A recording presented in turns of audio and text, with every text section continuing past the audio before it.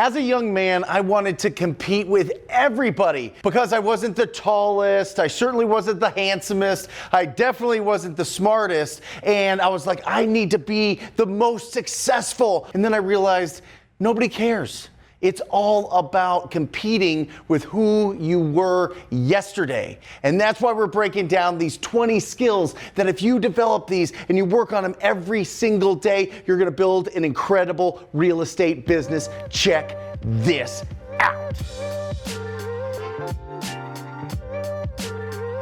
Hey guys, it is Brent Daniels, Mr. TTP, and on this channel, I give you the tools, the resources, and the tactics that I'm currently using in my 7-figure real estate business so that you don't have to go out there and waste a lot of time and a lot of money. So let's jump into video number 5 in the 6-part series of the 20 skills that you need to develop to build a long-lasting real estate business. Building your team, business planning, tracking your numbers. Here's where we're spending our time today. It's gonna be bananas. You're gonna love it. You're gonna get so much out of this video. Now, you're starting to build some momentum in your business. You don't want this to just be you out there by yourself, being self-employed. You want to be a business owner, so let's build that team. Building your team, this is when it gets so exciting. Oh man, but wait, follow these steps before you start hiring people so that you can keep people, because one of the biggest expenses that we have in our business is constant turnover, and this is gonna really help with that. So number 1 rule, they must already have a job. When you start getting loud about an opportunity to work in your company, whether it be on LinkedIn or Indeed, or you're putting it into social media or whatever else, the loudest people are gonna be the people that don't have jobs. Don't hire them.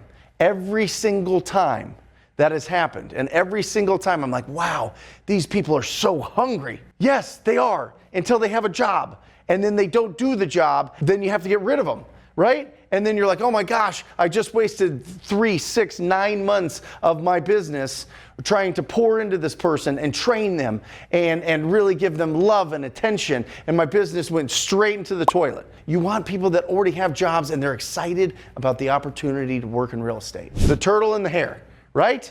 You want to be like a turtle when you're hiring. Slow. Really do your research. Find out what this person is all about. Does their ethics and morals and personality match up with yours? And even if they do, and they're not the right fit, they just can't really do the work. They can't really do it right the way that you want it to be done, to be really efficient and really good, then you gotta be like the hare. You gotta get rid of them fast. Hire slow, fire fast. That's like business 101. Not everybody's gonna be the right fit, but the right ones are gonna stick with you and it's gonna be amazing. Next, 30K for 3 straight months. This is the hardest one I'm gonna ask you to do. Make $30,000 3 straight months before you hire anybody. There's so much discipline built in that. Not only that, but remember this. When you hire somebody, you have the financial responsibility of themselves and their family in your hands. And that's a really heavy responsibility.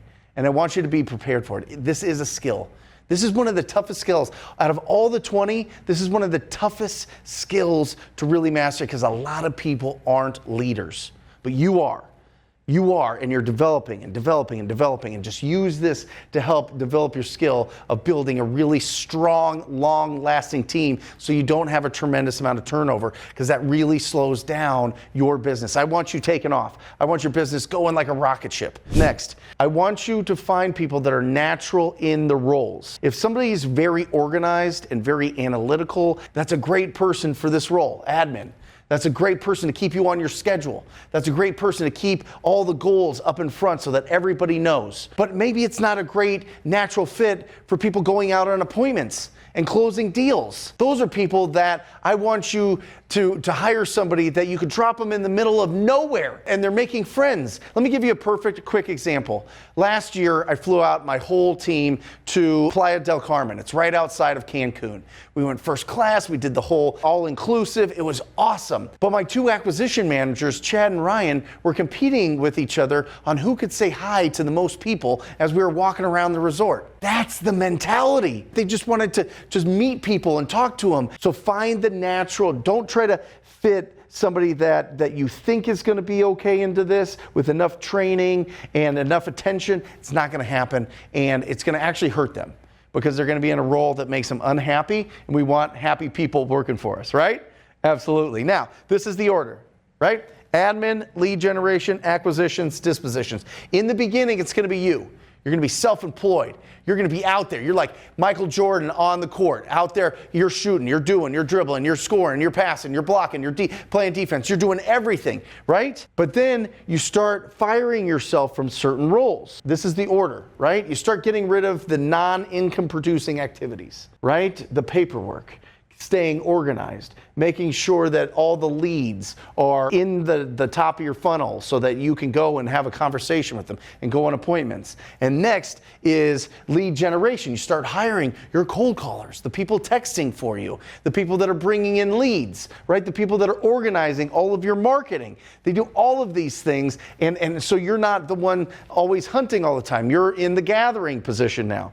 And then it's acquisitions. Then you go out and you find somebody that is way better than you at talking to people and meeting with people and really just has incredible empathy and has a big motor and batteries come included with these people, and they just want to go out there and they want to solve problems, and they got a big heart and they're really good at sales. And I think sales is service. That's what it is in this business. We're in the service business, but it comes down to our ability to solve the problems that people have, and we have to really have deep conversations. So you need somebody that's going to be great at that, and that's your acquisition managers. And I highly suggest you first start with a junior acquisition manager, somebody that's just warming up the leads and setting the appointments. You go on the appointments and close it, and then you move that person into the closer role, the actual acquisition manager. And that person is then going on the appointments. You bring in another junior acquisition manager. It's awesome. It works. It's like playing volleyball. They set it up and the other one spikes it down. It's awesome. And then dispositions should be the last thing that you outsource, because this is building your cash buyer database. This is selling your deals. This is negotiating with the buyers that we talked about in the previous video. Next, let's move on. Business planning. Have you written your business plan? Put in the comments if you've written a business plan. I didn't for a long time. I had some goals. I put some goals down. I would keep it in front of me on a 3x5 card. I keep it in my wallet. I was like, yeah, that's my business plan. No, your business plan is part your goals, and then the other part is how are you going to get there? What are you going to do, and how are you going to keep track of it, and how are you going to keep yourself accountable to hit your goals? And so you're not competing with anybody in the market. There's no competition. There's more ugly houses than there are us. There's a conveyor belt of opportunities every single day out there for us. The only competition we have is with our own business plan, because we set it up. And that's why I love this. You want some of this? That's the attitude that I want you to have when you're thinking about your business plan. You want some of this? I'm coming after you. You're not going to beat me. I'm going to beat you. That's what you want. That's the tenacity. Because if you focus, if you just put those blinders on to your own business plan, it doesn't matter what other people are doing. You're going to stay absolutely focused, and that is critical. Day, week, month, quarter, track it. You have to make sure you understand, okay, I want to make this amount of money this year. What does that mean every quarter, every 90 days? What does that mean every month? What does that mean every week? What does that mean every day? Because we can only control today. So if you break it down, okay, I have to do these things today to hit this goal for the week, to hit this goal for the month, for this to be the quarter, and that all smooshes together for the year. But if we go, oh, my goal's out there, and you're not really worried about it, right? New Year's resolutions or whatever else, or just we're thinking a year ahead, and then you don't do anything. Just do your job that day, and then make sure you understand what that means. What does it mean to do your job that day? Well, it's based on your goals. So just work it backwards. You got a year, okay. How much money do you want to make in a year? Okay, then what does that mean if you divide it by 4? And then by 12, right? And then by 52, and then by 365, or how many days that you're going to work, 250 or whatever it is, but you get it. That says P&L, profit and loss. This is going to be your best friend. P&L, profit and loss, understanding how much you're making, how much you're spending. This thing is where you're going to live, trust me. I review this with my CFO, which is also my dad, he's awesome, and we review this every single week because I don't want to get over my skis. I don't want to spend too much. I want to make sure that I keep my profits high. Next, do you know what your biggest expense is in this business? It's not marketing. It's not your staff. It's your emotions. But you know how to combat that? Have a business plan. This is the plan. If I follow this plan, I'm going to achieve the goal. It took me forever. It took me absolutely forever to get this discipline. Absolutely forever to put this all into place and to really have targets to hit on a daily, weekly, monthly, quarterly basis. You can skip all of that nonsense and do it right now. Income minus profit equals your expenses. Typically, it's income minus expenses equals your profit. Let me tell you about the wealthiest real estate entrepreneurs that I know. They all take the money home. It's all about this number right here. They set minimum standards for the amount of money that they want to take home. Do you know what most entrepreneurs do? They go, you know what? I'm going to take $3,000 a month out of my business, and I'm going to keep the rest of it in my business. Or $5,000 or $8,000. Some crazy, real greedy ones take $10,000 a month. It's nonsense. How about this? How about I challenge you to this? Everybody in the Rhino tribe knows this. Everybody in my mentorship group knows this. 20,000 minimum standard. 20,000 minimum take home to you, to your family. Because what happens is we start making big checks and our financial thermostat is set too low and we're like, hold on a second, I can't take this money home. I'm going to keep it in this business account. I'm going to invest in my business. That's the silliest comment I hear of all time. Unless you're building an asset that you're going to sell someday, there is no investing in your business. That's nonsense. All right? Make a minimum standard to take home, and it's going to keep your expenses low. Because what happens is most people in this business are 90 days away from bankruptcy. They're one market shift away from being out of business because they don't take any money home. They're putting all their money into all of this marketing expenses and hiring a ton of people and getting really bloated, and then something changes, the income drops, and now they can't make their payroll. They can't do their marketing. They can't do anything. Don't do that. I don't want that for you. Take the money home. The other thing, and this is critical, and I really get excited about this. As entrepreneurs, we're kind of like goldfish. We're excited about every opportunity. We're seeing all these things all the time. We're seeing, oh my gosh, I could do this, I could do that, I could do this. When you set a ridiculous minimum standard for the amount of money that you're going to take home, you stay focused. You love it. It's your golden goose, and you're petting that goose, and you're like, you silly goose, giving me all this gold. This is fantastic. I'm going to just hold you, and I'm going to pay attention to you, and I'm going to nurture you. That's what I want for your business. All right? Keep the golden goose. Chapter 1, stop making your business plans set up for somebody that's 20 years, that is the same as somebody that's been doing this for 20 years, and this is your first day. Just set it up for realistic goals. Set it up so that you can hit them. Set it up so that you can stack the small wins that'll equal the big wins. Listen, we all want to make $1 million in our first year and be interviewed on podcasts and start our YouTube channels, and people are following us on Instagram and they're like, you're amazing, you're the greatest, you're incredible, blah, blah, blah, blah, blah.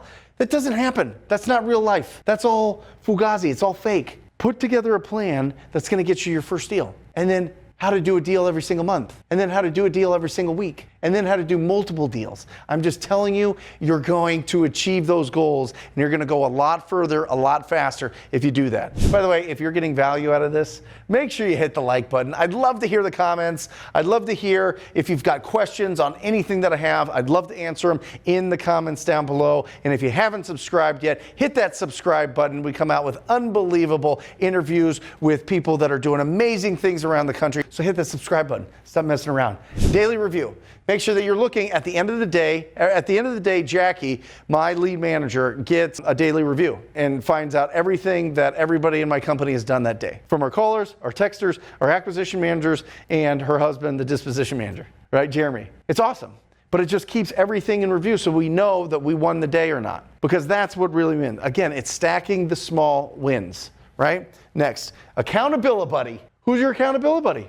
You have to have somebody, because if it's just you out there, you can change it, you can move it, you can make excuses. But if somebody's like, yo, you said you want to make 100 grand this year. You said that you were going to talk to 15 people every single day. You said that you were going to go on 3 appointments, make 2 offers, and get a deal done every single month doing all those things. What happened? What are you distracted? Are you disappointed? What is going on here? What happened? And then they pull you back on path, right? Keep you within the guardrails. Let's move on to tracking your numbers. Tracking your numbers. This is one of the toughest skills to develop. It was for me, because I love snapping necks and cashing checks, right? I like going out there. I like taking action. I like talking to people. I like putting together opportunities, and I like just keep moving forward. Just keep moving forward. Just keep doing it. But listen, if you really want a real business, you need to track your numbers, because there's going to be times when you're going fast and everything's going great, and then all of a sudden it just stops. You got to be like, wait, what happened? I was running, everything was going great, and then it stopped. So make sure that you track your numbers. I know you don't want to do it. I don't want to do it. Maybe you do.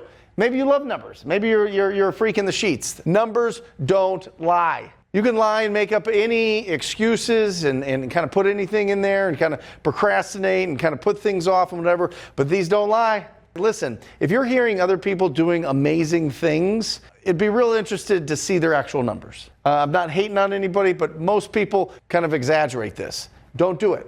Just be honest with this. Right? Next, make sure that you put together a weekly scoreboard. A scoreboard that tracks everything that you did that week. What was going on with your lead generation and conversion of those leads, and then your exit strategy for that. What did you make that week? Because that's going to really keep you on track. Every single week we review this, and everybody knows what's going on. So there's a lot of accountability there if you have a scoreboard, so everybody can look, and especially as you're building out your team, it lends itself to a lot of accountability. Next, your ratios. You got to know your ratios. How many contacts does it need to get a lead? How many leads do you need to get an appointment? How many appointments do you need to get a deal? How many calls in do you need from your marketing? How many of those are going to be leads? How many of those leads are going to be appointments? How many of those appointments are going to be a deal? All of these things are really fundamental, but really important to understand. Next, record your actions daily. Make sure you record these daily so that you can put together a really strong scoreboard, and make sure your whole staff, your whole team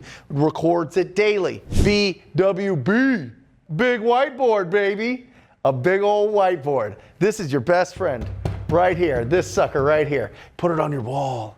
Put it in your house. Put it wherever you want. Put up your goals. Put up the deals that you're looking at. Put up whatever inspires you. Put up anything on these. Like, track it. Have a big whiteboard that you can go and you can write your ideas and you can track your results. And you could, I had a whiteboard that was like this, and I had all these lines, right? And I would put in the goal for the month, and I would put in all the addresses that we were doing all of these deals, and it was awesome. And it showed when they were closing, and it showed how much money we were making. It was awesome.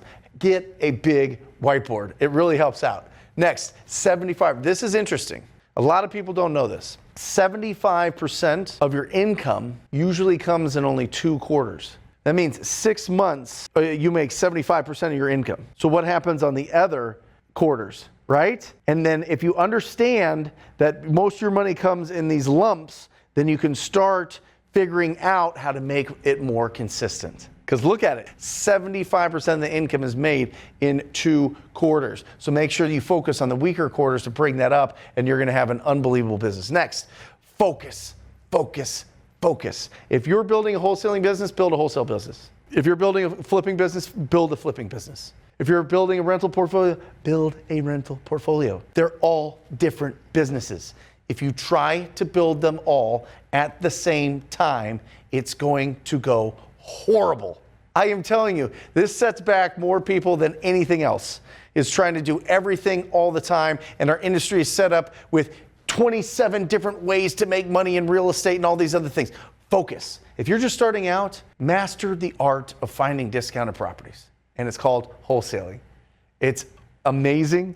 You can make incredible profits. You can make an absolute fortune. You can replace yourself in it, and then you can go and start a flipping business. You can start building your rental portfolio, and it's going to actually last because you've put in an actual machine in place to find you the best deals. So not only are you doing the best flips, but you're also buying the best rental properties. Boom. And last one, kiss me, baby. Keep it simple, silly. That's what I want you to do.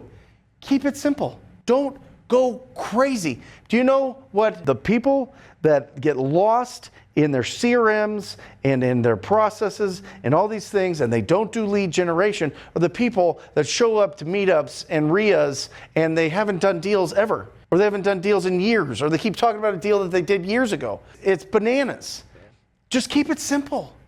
It doesn't have to be that exotic. It doesn't have to be that analytical. Just understand the numbers so that you can go and improve them, right? What you can track, you can improve. It's an old saying, right? But it's the absolute truth. You've got this. Make sure that you don't sleep on these 3 skills, because this is really what takes your business to the next level. I want you to go out and I want you to find a massive deal this week. And what I mean by massive deal, something that you make over $50,000, because it's going to break your brain. It's going to shatter your brain. If you've never seen $50,000 come into your account at one time, or hold a check for over $50,000, it breaks your brain. Certainly did for me. Does for everybody else in the Rhino tribe. I want that to happen. So go put these skills into play in your community today. Not tomorrow, not next week. Today, you got this. I'll see you on the 6th and final video. I love you. Bye.